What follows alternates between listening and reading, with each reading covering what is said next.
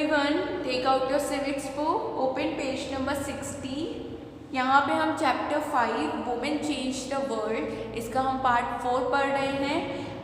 यहाँ पे चैप्टर 5 में हम वुमेन्स के बारे में पढ़ रहे हैं कि पहले के टाइम में कैसे मेन और वुमेन को एक समान नहीं माना जाता था, उनके साथ बहुत ज़्यादा भेदभाव होता था। पहले के टाइम पे एजुकेशन फैसिलिटी नहीं थी, लोग बिल्कुल एजुकेशन में बिलीव नहीं करते थे, लेकिन फिर उन्होंने लड़कों को पढ़ाना शुरू किया। लेकिन फिर भी उनके माइंड में स्टीरियोटाइप थिंकिंग थी कि लड़कियों को नहीं पढ़ाना चाहिए, लड़कियां सिर्फ घर के कामों के लिए बनी है। यहाँ पे हम पेज नंबर 60 पे आ जाइए। यहाँ पे लर्निंग फॉर चेंज के टॉपिक पढ़ रहे थे। Let us read about the experience of Raj Sundari Devi 1800 to 1890 who was born in West Bengal some 200 years ago। 200 साल पहले राज सुंदरी देवी का जन्म हुआ। और वो कहाँ पे, उनका बॉर्न कहाँ पे हुआ था, वो वेस्ट बंगाल में बॉर्न हुई थी। At the age of 60 she wrote her autobiography in Bengal.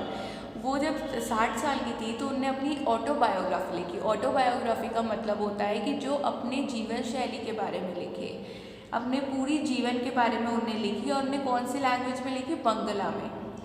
Her book title अमर जीवन is the first known autobiography written by an Indian woman। उनकी पहली एक बुक थी जिसका नाम अमर जीवन था। वो फर्स्ट नोन ऑटोबायोग्राफी थी जो किसने लिखी थी? इंडियन वुमेन ने लिखी थी। Raj Sundari Devi was a housewife from the rich landlord family. Raj Sundari Devi एक हाउसवाइफ थी। हाउसवाइफ का मतलब जो घर के काम करती है, वो एक हाउसवाइफ थी और वो एक बहुत अमीर परिवार से बिलोंग करती थी। At that time it was believed that if the woman learned to read and write she would bring bad luck to her husband and become a widow। उस टाइम पे क्या होता था? उस टाइम पे लोग ये विश्वास करते थे कि अगर महिलाएं पढ़ेंगी लिखेंगी तो ये उनके लिए बहुत ज़्यादा खराब होगा। अगर वो पढ़ेंगी लिखेंगी तो उनका जो हस्बैंड होगा, उनका जो पति होगा, वो मर जाएगा और वो एक विधवा हो जाएंगी। इस सब चीज़ों में लोग बिलीव करते थे। Despite this, she taught herself how to read and write in secret well after her marriage। उनकी शादी के बाद उनको पता नहीं क्यों ऐसा लगता था कि उन्हें पढ़ना चाहिए, उन्हें पढ़ना और लिखना सीखना चाहिए। तो वो क्या करती थी? वो सीक्रेटली, मतलब किसी को बताए बिना वो पढ़ना और लिखना सीखती थी। I would start working at dawn and I would still be at it until well beyond midnight। वो घर के सारे काम करती थी और कभी कभी आधी रात तक ही वो घर के काम करती रहती थी। He had no rest in between। उनको बिल्कुल भी आराम नहीं मिलता था। I was only 14 years old at that time। उस टाइम पे राज सुंदरी देवी 14 साल की थी जब वो घर के सारे काम करती थी। I came to nurture a great longing। I would learn to read and I would read a religious manuscript। I was unlucky in those days women were not educated। उस टाइम पे वो अपने परिवार का ध्यान रखती थी, सारे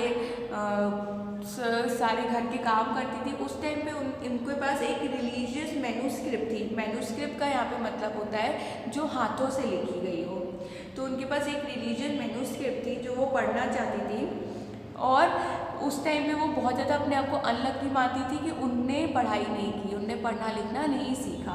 letter I begin to reset my own thoughts what is wrong with me. फिर उनने अपने आप में ही सोचना शुरू कर दिया कि वो क्यों पढ़ना चाहती है, क्यों लिखना चाहती है, क्या गलत है मेरे को क्यों पढ़ना है। जब लोग इतना गलत मानते हैं लड़कियों का पढ़ना, तो फिर मेरे को क्यों पढ़ना है। Women did not read how will I do it. जब औरतों का पढ़ना लिखना बहुत गलत माना जाता था तो राज सुंदरी देवी अपने बारे में ये सोचती थी कि फिर मेरे को क्यों पढ़ना है। Then I had a dream. फिर उनको एक सपना आया। I was reading the manuscript of Chaitanya Bhagat the life of the saint. Saint का यहाँ पे मतलब होता है जैसे गुरु हो गया, कोई महापुरुष या फिर कोई संत महात्मा हो गए, उनको सेंट बोलते हैं। तो उनको एक सपना आया कि उनने एक मैन्यूस्क्रिप्ट पढ़ रही है। मैन्यूस्क्रिप्ट मतलब जो हाथों से लिखी गई किताब, वो पढ़ रही है। वो किसके बारे में थी? चैतन्य भगवत के बारे में। Later in the day as I sat cooking in the kitchen I heard my husband say to my elder son Vipin I have left my Chaitanya Bhagavat here. जब वो किचन में काम कर रही थी, खाना बना रही थी, तो उनने अपने हस्बैंड की आवाज़ सुनी और उनके हस्बैंड उनके छोटे बेटे को बोल रहे थे, विपिन यहाँ पे मैंने चेतन भगत वाली बुक रखी है, When I ask for it, bring it me. जब मैं उसको मांगूँ तो तब मुझे दे देना। ये कौन बोल रहा था? राजसुंदरी देवी के हस्बैंड बोल रहे थे। किससे? अपने छोटे बेटे से। He left the book there and went away. उनने वहाँ पे बुक छोड़ दी और फिर वहाँ से चले गए। When the book had been taken inside, I secretly took out a page and hid it carefully. फिर राजसुंदरी देवी ने क्या किया, वहाँ से बुक उठाई और वो अंदर ले गई और उससे एक पेज फाड़ लिया और छुपा लिया। It was job hiding it for the nobody must find it in my hands. उन्हें ऐसे छुपा दिया कि कोई भी उनके हाथ में एक पेज ना देखे। My eldest son was practicing an alphabet at that time. उनका छोटा बेटा ABCD होता है ना, उसे अल्फ़ाबेट्स बोलते हैं, तो वो अक्षर पढ़ना सीख रहा था। I hide one of them as well. उसकी वो अल्फ़ाबेट वाली जो बुक थी उससे भी राजसुंदरी देवी ने एक पेज फाड़कर अपने पास रख लिया। At time I went over that trying to match letters from that page with the letters that I remember. फिर उन्होंने क्या किया, जो लेटर वाला पेज था और जो चेतन भगत की ऑटोबायोग्राफी थी, उन दोनों से उन्हें लेटर्स मैच करना शुरू कर दिया। जो अल्फ़ाबेट्स होते हैं ना ABCD, और जो चेतन भगत ने जो शब्द लिखे होते हैं उन्हें मैच करना शुरू कर दिया और उससे उन्हें धीरे धीरे पढ़ना शुरू किया।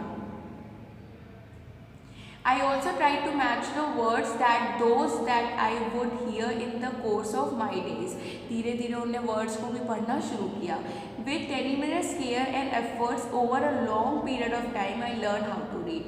बहुत ज़्यादा संघर्ष के बाद उनने पढ़ना सीख लिया था। मतलब धीरे धीरे उनने लेटर्स को मैच किया, पढ़ने की कोशिश की। बहुत संघर्ष के बाद, स्ट्रगल के बाद उनने वो चीज़ पढ़ ली। After learning the alphabet, Rajsundari Devi was able to read the Chaitanya Bhagat through her own writing. She also gave the world an opportunity to read about women's life in those days. जैसे उनने धीरे धीरे एक page पढ़ा था, फिर धीरे धीरे उन्हें चेतना भगत की पूरी बुक पढ़ ली। Through her own writing, she also gave the world an opportunity to read about women's life on those days.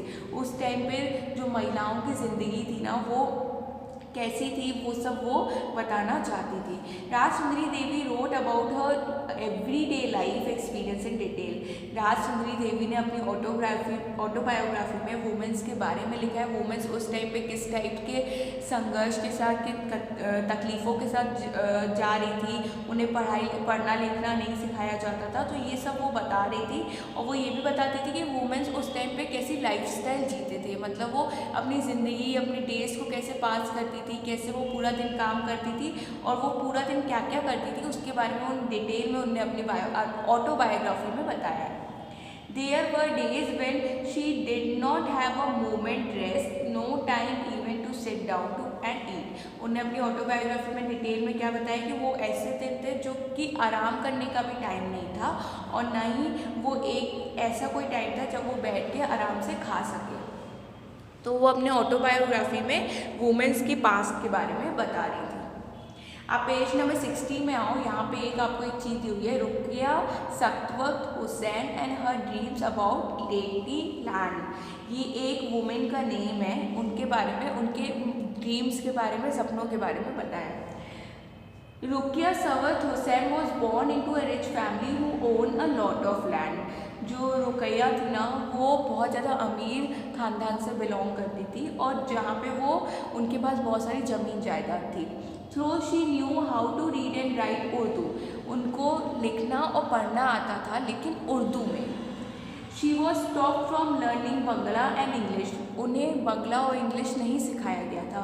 In those days English was seem as a language that would expose girls to new ideas which people thought were not correct for them.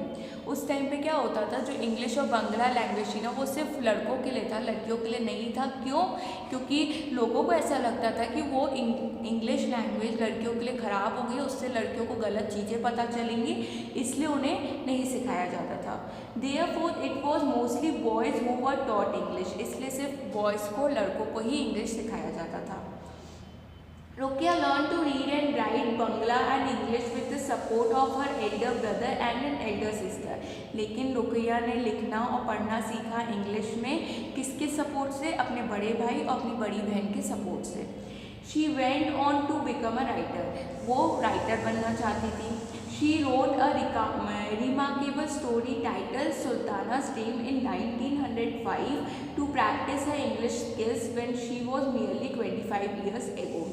25 साल में उनने एक book story लिखी थी, कहानी लिखी थी जो किसके ड्रीम के?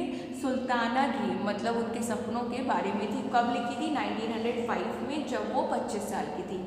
This story imagine a woman called Sultana who reach a place called lady land. उस स्टोरी में सुल्ताना को एक लेडी लैंड बोला गया था. वो स्टोरी किसने लिखी थी? रुकैया ने लिखी थी जब वो 25 साल की थी. कब लिखी थी? 1905 में. और उस स्टोरी में जो सुल्ताना ड्रीम था ना, सुल्ताना को क्या बोला गया था? लेडी लैंड बोला गया था. Lady land is a place where women had the freedom to study, work and create inventions like controlling rain from the clouds and flying aircraft. Lady land किसके बारे में थी? लेडी लैंड औरतों के बारे में थी, जहाँ औरतें आज़ादी से पढ़ सकती हैं, लिख सकती हैं, काम कर सकती हैं और जो उनका मन चाहे वो सारे काम वो कर सकती हैं. In this lady land, the men had been sent into solution their aggressive guns and other weapons of war defeated by the brain power of women. उनने उस लेडी लैंड में, उस स्टोरी में वुमेन्स को बहुत पावरफुल दिखाया है. Sultana travels in Ladyland with sister Sahara.